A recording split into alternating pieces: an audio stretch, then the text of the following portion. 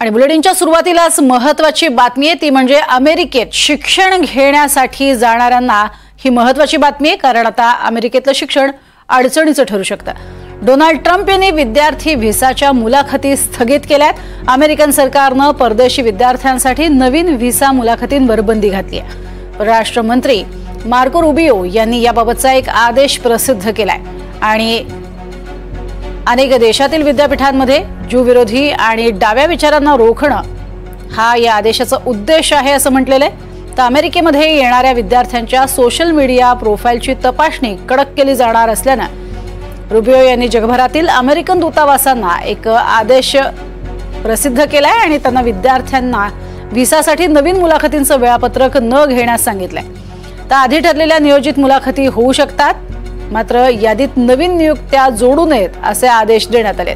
त्यामुळे आता अमेरिकेत शिक्षणासाठी लागणाऱ्या व्हिसाच्या मुलाखतींवरच बंधनं आलेली आहेत। त्यामुळे भारतीय विद्यार्थ्यांची चिंता वाढली आहे, जे विद्यार्थी अमेरिकेत शिक्षणासाठी जाऊ इच्छितात। त्यामुळे एक महत्त्वाचा निर्णय समोर येतोय। अमेरिकन सरकारनं घेतलेला हा अतिशय मोठा निर्णय आहे। मोठ्या संख्येनं अमेरिकेत शिक्षण घेण्यासाठी जाणाऱ्या भारतीयांची संख्या ही खरं तर खूप मोठी आहे। मात्र अशा पद्धतीचा निर्णय घेऊन ट्रम्प यांनी केवळ भारतच नव्हे तर भारतासारख्या अनेक देशांना आणि तिथल्या विद्यार्थ्यांना मोठा धक्का दिलाय। ज्या तात्काळ मुलाखती आहेत त्या होणार आहेत, मात्र ज्या नव्यानं होणाऱ्या मुलाखती आहेत त्या होणार नाहीयेत। तर पुणे विद्यापीठाचे वरिष्ठ प्राध्यापक आणि आंतरराष्ट्रीय विषयाचे अभ्यासक डॉक्टर विजय खरे सर आपल्या सोबत आहेत। खरे सर, आपलं स्वागत आहे एनडीटीव्ही मराठीमध्ये। मुळात असा निर्णय घेण्यामागचं काय प्रमुख कारण आहे? काय नेमकी डोनाल्ड ट्रम्प यांची नीती? आपल्याला ज्ञात असेल की डोनाल्ड ट्रम्प यांनी अमेरिका फर्स्ट हे त्यांचं जे स्लोगन आहे त्यावर त्यांनी फोकस करून जेही त्यांच्या सुरक्षेच्या निमित्ताने जेही इश्यू असतील त्याला काउंटर करण्यासाठी जे काही निर्णय असतील त्याला ते निर्णय घेण्यासाठी ते इच्छुक आहेत। आपल्याला माहित असेल की साधारणतः 2023 मध्ये जवळपास 23% एवढी विद्यार्थ्यांची संख्या वाढून 3,31,602 विद्यार्थी त्या ठिकाणी गेलेले आहेत। खरं म्हणजे यापासून अमेरिका आपल्या विद्यार्थ्यांपासून जवळपास $11 बिलियन एवढा सॉफ्ट डिप्लोमॅसीच्या द्वारे अमेरिकेला त्याद्वारे फायदा होतो। त्याच्यामध्ये लिव्हिंग कॉस्ट आहे, ट्युशन फीज आहे, हाऊसिंग आहे आणि इतर जे खर्च होतात ते। आता हे सर्व जर विचार केला आपण तर त्याचा निश्चितच परिणाम या ठिकाणी होणार आहे।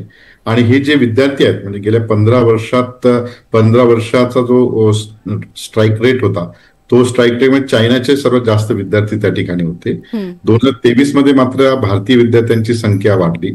त्यानंतर याच्यामध्ये जे स्टेम एज्युकेशन आहे त्याच्यामध्ये सायन्स, टेक्नॉलॉजी, इंजिनिअरिंग आणि मॅथमॅटिक्स ज्याला म्हणतो त्याच्यामध्ये 80% हे विद्यार्थी भारतीय आहेत स्टेम एज्युकेशन मध्ये, आणि त्याच्यामध्ये 60% जे आहेत ते अंडर ग्रॅज्युएट, पोस्ट ग्रॅज्युएट अशा पद्धतीचे विद्यार्थी आहेत आणि काही PhDचे विद्यार्थी आहेत। आता यामध्ये सर्व जी जवळपास $70 बिलियन एवढा जो सॉफ्ट डिप्लोमॅसीद्वारे जो अमेरिकेला पैसा मिळणार होता त्याचा इम्पॅक्ट निश्चितच अमेरिकेवर होईल। परंतु ही जी घोषणा आहे ही घोषणा या वर्षासाठी नसून पुढच्या याच्यासाठी आहे, ज्यांचं शेड्यूल ठरलेलं आहे त्या पद्धतीने विद्यार्थी जातील यावर्षी। आणि हे याला एक काही मार्ग त्याच्यातून निघेल, कारण सर्वात जास्त विद्यार्थी भारताकडून अमेरिकन गव्हर्नमेंट प्रशासनाने अपेक्षित असल्या कारणाने आपल्याला पाहाव्यास मिळतील।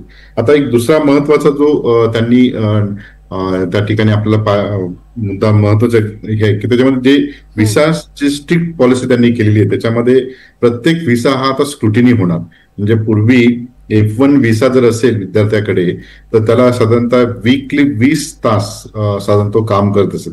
आता ते मात्र तसं करता येणार नाही। आणि दुसरीकडे इकडे अमेरिकन डॉलरची किंमत वाढल्यामुळे पालकांवरही त्याचा बोजा पडणार आहे। म्हणजे आपले जे मिडल क्लास आणि थोडेसे ज्यांच्याकडे पैसा आहे ते विद्यार्थी त्या ठिकाणी जात होते आणि तिथे जाऊन साधारणतः वीकली 20 तास काम करून त्या ठिकाणी त्यांचं उदरनिर्वाहाचा अधिक सपोर्ट त्या पॉलिसीद्वारे मिळत होता, तो आपल्याला इथे आता मिळताना दिसणार नाही। आणि म्हणून या ठिकाणी हा प्रश्न मुद्दा महत्वाचा आहे। दुसरा जो आहे जवळपास 7,000 विद्यार्थी त्या ठिकाणी असे आहेत की जवळपास ते ओव्हरस्टे आहेत भारतीय विद्यार्थी तिथे आहेत, म्हणजे ज्यांचा व्हिसा संपलेला तरी पण ते नोकरीच्या आतुरतेने किंवा तिथे काहीतरी मिळेल या पद्धतीने त्या ठिकाणी राहत आहेत. असे जे 7,000 विद्यार्थी आहेत त्यांचाही त्यांना ट्रम्प प्रशासनाने सांगितलं की तुम्ही लवकर देश सोडा आणि त्याचा परिणाम होणार आहे. त्याचबरोबर H1B जो व्हिसा आहे, जर मगाशी म्हटल्याप्रमाणे की ज्यामुळे विद्यार्थ्यांना वर्क परमिट होतं किंवा वर्क 20 तास काम करू शकत होतं, त्याचं एक त्या ठिकाणी बदल करणार आहेत. म्हणजे त्याच्यामध्ये एक बदल असा आहे की जे स्टेम एज्युकेशन मधून जो क्रीम आहे त्याला त्यांची सॅलरी वाढवून ट्रम्प प्रशासन त्यांनाही अट्रॅक्ट करण्याचंही काम करणार आहे. म्हणजे हे ट्रम्प हे किती अनसर्टेनिटी नेते आहेत हे पुन्हा आपल्याला माहित होतंय. म्हणजे एकीकडे विद्यार्थ्यांना रिस्ट्रिक्शन आणायचं आणि दुसरीकडे H1B व्हिसांमध्ये रिफॉर्म्स करायचे की जेणेकरून चांगले विद्यार्थी त्या ठिकाणी मिळतील, अशा पद्धतीची त्यांची ही पॉलिसी आहे. आणि या पॉलिसीमुळे एक जो पूर्वी ज्याला म्हणतो state and exchange visitor programme म्हणजे इंटरनॅशनल इन्स्टिट्यूट ऑफ एज्युकेशन जे आहे किंवा फुल राईट प्रोग्राम असेल किंवा इतर US स्टेट डिपार्टमेंट कडनं जे शॉर्ट टर्म प्रोग्राम होते तेही ते हे करणार आहेत, त्याला रिव्हिजिट करणार आहेत. आणि याचा परिणाम जो आहे, याचा परिणाम हा आता इंडियन जे स्टुडंट आहेत हे अमेरिकेकडून शिफ्ट होऊन कॅनडा, ऑस्ट्रेलिया, UK त्याचबरोबर युरोप या ठिकाणी जातील. आता जर नीट तुम्ही स्टॅटिस्टिकल फिगर बघितल्या त्याच्यामध्ये असं दिसेल आपल्याला की साधारणतः आपण पहिली जी भारतीय मानसिकता जी आहे म्हणजे भारतीय पॅरेंट्सची मानसिकता, ह्या विद्यार्थ्यांना परदेशी पाठवण्यामध्ये उच्च शिक्षण त्या विद्यार्थ्यांची फार इच्छा नसते, परंतु पॅरेंट्सला एक स्टेटस असतं, पॅरेंट्स त्या ठिकाणी जास्त त्या ठिकाणी इन्व्हॉल्व्ह असतात आणि म्हणून त्यांची पहिलं डेस्टिनी जी आहे ते US, UK, ऑस्ट्रेलिया असं होतं. आता 2023 मध्ये मी मगाशी म्हटलं 3 लाखापेक्षा जास्त अमेरिकेत जवळपास 35% विद्यार्थी वाढलेत आणि त्याचबरोबर ऑस्ट्रेलियामध्ये सेकंड क्रमांक आहे 1,26,487 विद्यार्थी. त्याच्यानंतर जवळपास 90,000 जवळपास UKला आणि युरोपमध्ये जवळपास 50,000 विद्यार्थी. हा जो ट्रेंड आहे हा ट्रेंड आपल्याला आता मायग्रेंट होऊ शकतो युरोपमध्ये. परंतु युरोपमध्ये सुद्धा आता ज्या पद्धतीने जर्मनीने सिरिया आणि इतर याला पॉप्युलेशन इन्व्हॉल्व्ह केलेले त्यामुळे तिथेही लोकांची अशी धारणा आहे की त्या ठिकाणी जे परदेशी विद्यार्थी त्यांच्यावर काहीतरी बॅन करावा आणि म्हणून युरोपमध्ये सुद्धा आपल्याला काही चॅलेंजेस आहेत. यासाठी आता गव्हर्नमेंट ऑफ इंडियाने म्हणजे भारत सरकारच्या राष्ट्रीय शैक्षणिक धोरणाच्या नुसार आता एक नवा ट्रेंड पाहावयास मिळतोय की जे विद्यार्थी परदेशात जात आहेत त्या विद्यार्थ्यांना भारतातच एक नवी डिग्री कशी मिळेल, 2 वर्ष विद्यार्थी भारतात शिकेल, 2 वर्ष त्या देशात शिकेल, अशा पद्धतीचे 2+2 मॉडेल येत आहेत. त्याचबरोबर परदेशी विद्यार्थी भारतात येऊ पाहत आहेत, म्हणजे जेणेकरून हा पैसा जो आहे हा पैसा बाहेर न जाता इथे राहील, अशा पद्धतीचे आपल्याला त्या ठिकाणी एक नव्या पद्धतीचे धोरण आता हे जे विद्यार्थी आहेत या विद्यार्थ्यांमध्ये काही महत्वाच्या फेलोशिप आहेत. म्हणजे हे जे मी फिगर सांगितलं याच्यामध्ये काही स्टेट्स आहेत, म्हणजे केरळ असेल, राजस्थान असेल, महाराष्ट्र असेल, इतर प्रगत जे राज्य आहेत यांनी काही स्कॉलरशिप दिलेलं की ज्याद्वारे विद्यार्थी अमेरिकेत आणि प्रगत देशात जातात. त्याचबरोबर काही विद्यार्थी काही स्कीम्स आहेत गव्हर्नमेंट ऑफ इंडियाचे, विशेषतः नॅशनल ओव्हरसीज स्कॉलरशिप जी आहे या नॅशनल ओव्हरसीज स्कॉलरशिप नुसार राष्ट्रीय पातळीवरचे जे विद्यार्थी जे मेरिटोरियस विद्यार्थी आहेत त्यांना स्कॉलरशिप मिळते आणि त्यांचाही कल हा अमेरिकेकडे असतो. नंतर doctor Babasaheb Ambedkar scheme for interest subsidies म्हणजे सबसिडीमध्ये जी एज्युकेशन फीज आहे त्याच्यामध्ये सबसिडी आणि काही लोन फॅसिलिटी अशी एक स्कीम आहे, त्याच्याद्वारे काही विद्यार्थी जातात. नंतर फुलब्राईट नेहरूच्या द्वारे काही विद्यार्थी आणि काही फॅकल्टी त्या जातात. काही स्टेट लेवलच्या स्कॉलरशिप त्या ओव्हरसीज आहेत, विद्यानिधी वगैरे जे आहेत. केरला गव्हर्नमेंटची स्कॉलरशिप आहे, राजस्थान गव्हर्नमेंटची स्वामी विवेकानंद स्कॉलरशिप आहेत. या स्कॉलरशिपद्वारे त्या ठिकाणी विद्यार्थी परदेशात जातात. त्याचबरोबर आपले काही बायलॅटरल अग्रीमेंट आहेत, म्हणजे विशेषतः UK, US, UK, जर्मनी आणि जपान यांच्यासोबत आपलं बायलॅटरल अग्रीमेंट आहेत की ज्याच्यामुळे मायग्रेशन मोबिलिटी अग्रीमेंट म्हणजे विद्यार्थी तिथे गेल्यावर त्यांना कुठलीही काही तांत्रिक अडचण येऊ नये त्याच्यामुळे सरकारच्या वतीने विद्यार्थ्यांना एक फॅसिलिटी दिली जाते. त्याच्यामध्ये त्या बायोलॅटरल अग्रीमेंटमध्ये साधारणतः आपण UK, जर्मनी आणि इतर देशांसोबत तो करार केलेला आहे. त्याचबरोबर US आणि भारत आणि अमेरिकेमध्ये जी क्रिटिकल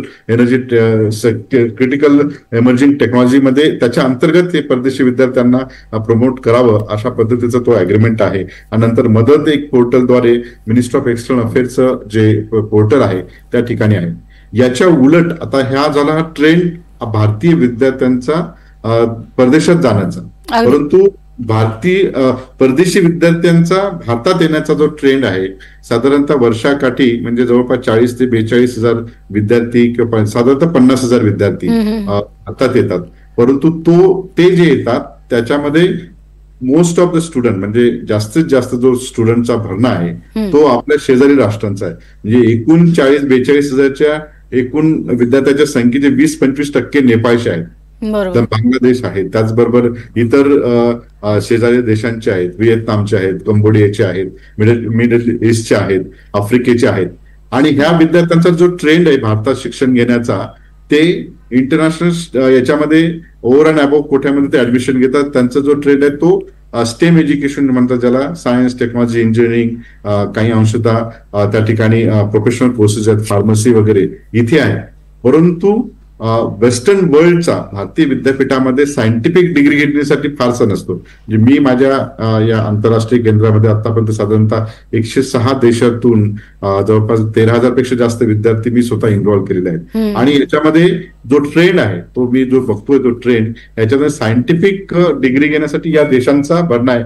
परंतु बायोलॅटरल अग्रीमेंट किंवा MOU द्वारे परदेशी जे विद्यार्थी आहेत वेस्टर्न वर्ल्डचे ते मात्र सोशल सायन्सेस, परफॉर्मिंग आर्टसाठी येतात, मात्र सायंटिफिक डिग्रीसाठी ते येत नाही. आणि ते मोठं चॅलेंज भारतीय विद्यापीठांना आणि भारतीय संपूर्ण शिक्षण पद्धतीला आहे. आणि त्यासाठी गव्हर्नमेंट ऑफ इंडियाने मग नवीन पोर्टल तयार केले, स्टडी इन इंडिया, ज्याद्वारे आता संपूर्ण विद्यापीठांची माहिती एका पोर्टलवर असणार आहे. आणि त्याद्वारे जे कोणी भारतात येतील त्यांनी त्या पोर्टलला लॉग इन करून त्यांना जे कोर्सेस असतील त्या कोर्सेसला त्या ठिकाणी ऍडमिशन डायरेक्ट तिथून मिळेल आणि ते पुढे येतील. अशा पद्धतीचं एक म्हणजे गव्हर्नमेंट ऑफ जी NEP 2020 मध्ये जे व्हर्टिकल आहे उच्च शिक्षणाचे आंतरराष्ट्रीयकरण, हा एक महत्वाचा एक व्हर्टिकल मध्ये भारत सरकार काम करते आणि वेगवेगळे विद्यापीठ काम करतात.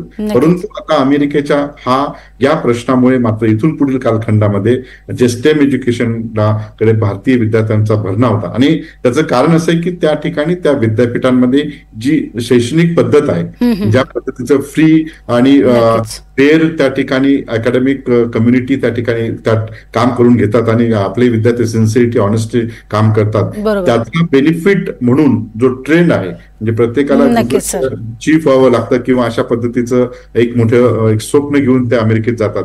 आणि याच्या उलट मात्र चीनचं असं आहे की चीनची जी संख्या याच्यापेक्षा पूर्वी जास्त होती 2023 पूर्वी, परंतु चीन गव्हर्नमेंटने 5 वर्ष तो विद्यार्थी परदेशात राहणार आणि 5 वर्ष झाल्यानंतर कंपल्सरी त्यांनी आपल्या देशात येऊन नेशन बिल्डिंग प्रोसेसमध्ये काम करावं. त्याच्या उलट भारतामध्ये मात्र जे विद्यार्थी गव्हर्नमेंट स्कॉलरशिप किंवा IIT, IIM किंवा पब्लिक सेक्टर मधून जे जातात ते मात्र येत नाहीत. मोठे पॅकेजेस त्यांना मिळतात परंतु त्याच्यावर काही ध्येय धोरण नाहीत. आणि म्हणून हा संपूर्ण ट्रेंड जो आहे आपले विद्यार्थी परदेशात जाण्यासाठीचा त्याच्यावर एकदा रिव्हिजिट करणं गरजेचं आहे.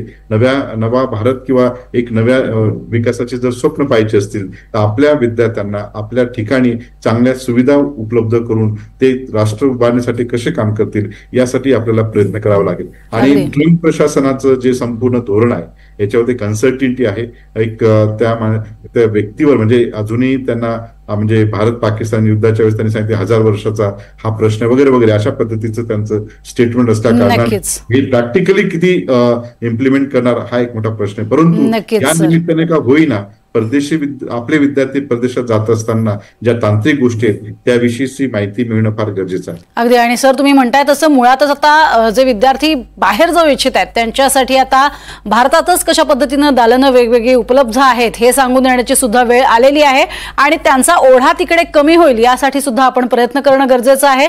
मात्र अशा पद्धतीनं घेतलेले निर्णय आणि अर्थातच त्यांची सोशल मीडिया अकाउंट्स तपासणी वगैरे या सगळ्यावरनं आता अमेरिकन सरकारवरती सुद्धा जोरदार टीका होईल हे मात्र निश्चित आहे. खूप खूप धन्यवाद खरे सर, तुम्ही आमच्याशी बोललात, माहिती दिलीत त्यासाठी.